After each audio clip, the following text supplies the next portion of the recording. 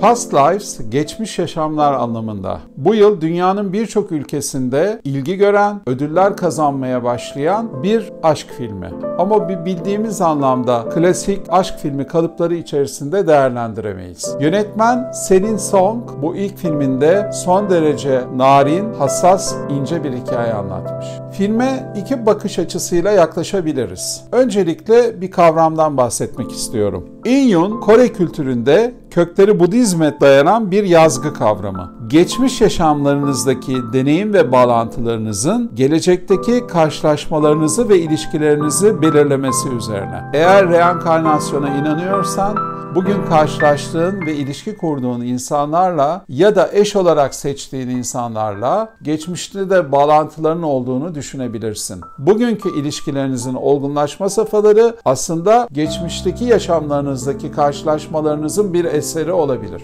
12 yaşındaki bir kız ve erkek çocuğunun duygusal yakınlaşmasını düşün. Kızın ailesi Kanada'ya göç ediyor, erkek Güney Kore'de kalıyor. Daha sonra 24 yıla yayılan bir ilişki görüyoruz ama bu 24 yılda sadece 2 kez belli bir süre görüşüyorlar. Nasıl görüştüklerini filme bırakalım. Bu kadın ve erkek arasındaki ilişkiye yazgısal açıdan bakmak filmin bir boyutu. Hikayeye diğer boyuttan baktığında ise şunu sorabilirsin. Kariyer mi yoksa sevdiğin insanın yanında olmak mı? Biliyorsun ki hayat seçimlerden ibaret ve bazen bazı seçimler mutlu ederken bazı seçimler de son derece mutsuz edebilir. Film aslında bu genel çerçeve içerisinde yazgılar açısından da bakıyor hikayeye, senin yaptığın seçimler açısından da bakıyor. Ailesi Kanada'ya göç ettikten sonra babası gibi yazar olan ve New York'ta oyun yazarlığı yapan Nora ile Güney Kore'de bıraktığı çocukluk arkadaşı Jun-Hae arasındaki ilişki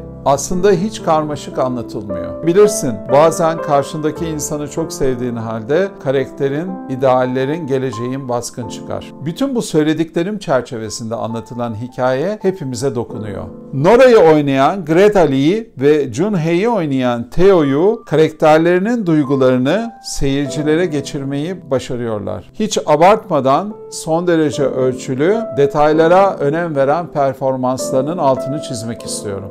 Seyrettikten sonra yüreğinde ince bir sızı bırakacak bu film, eminim ki senin de geçmiş yaşamını gözden geçirmene neden olacak. Sinema ödül sezonunun başladığı bu haftalarda Past Lives'ın adı daha sık karşımıza çıkacak.